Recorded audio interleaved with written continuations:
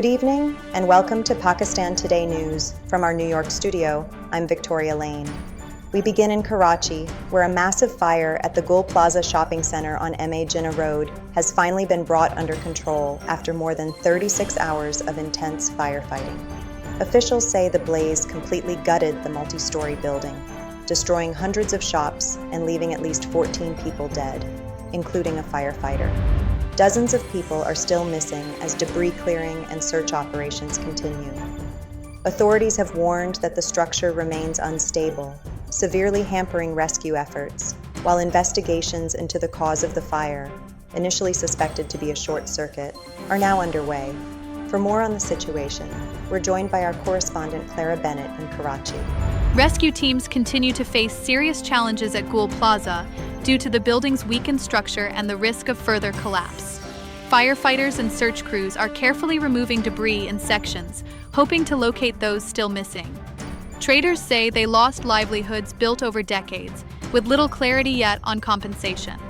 Officials have sealed the site and confirmed that a formal investigation will assess safety violations and emergency response failures. Thank you, Clara, for that update from Karachi.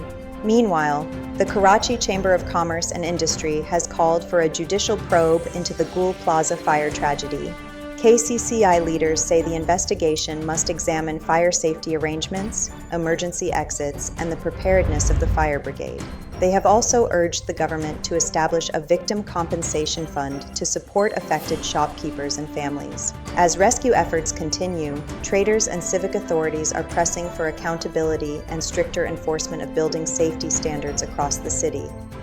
Turning now to Khyber Pakhtunkhwa, where Chief Minister Sohail Afridi has stated that his provincial government will not join what he described as any failed policy regarding security in tribal districts. Speaking at a jirga in Bajaur, Afridi emphasized that decisions taken without consultation have worsened conditions in the past. He pledged to redirect provincial development funds to merge districts if federal support falls short, promised increased compensation for damaged homes, and reaffirmed support for displaced families. The Chief Minister also stressed unity, local engagement, and dialogue with elders as essential for lasting peace. In another development, Balochistan Assembly member and BAP Provincial President Farah Azim Shah has criticized separatist elements in the province, calling them a threat to peace and stability. Speaking at the Karachi Press Club, she referred to several terrorist incidents over the past 2 weeks and urged the media to project a positive image of Balochistan rather than amplifying separatist narratives. Farah Shah said she intends to promote Balochistan internationally by highlighting its athletes, artists, and professionals.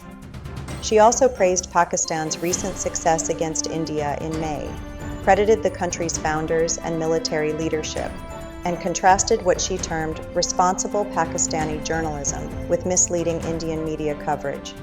Overseas now to Spain, where at least 21 people have been killed after 2 high-speed passenger trains collided near Ademuz in Córdoba province.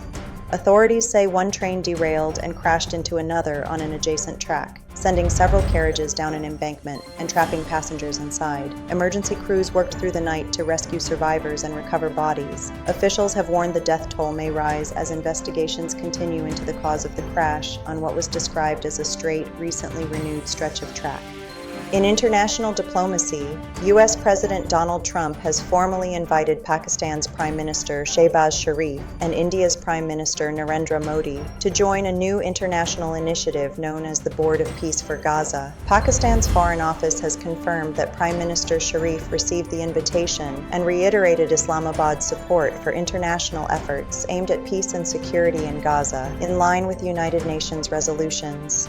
The initiative is part of President Trump's broader plan to end the Gaza conflict, oversee reconstruction, and guide the region's transition from war to stability.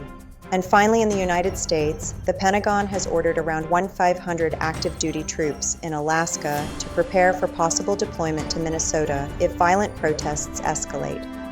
Officials told Reuters that President Donald Trump has threatened to invoke the Insurrection Act should state authorities fail to control demonstrations targeting immigration officials amid increased ICE enforcement actions. While it remains unclear whether the troops will ultimately be deployed, the move highlights growing concern in Washington over rising unrest in parts of the Midwest. That's all for now. You're watching Pakistan Today News. I'm Victoria Lane.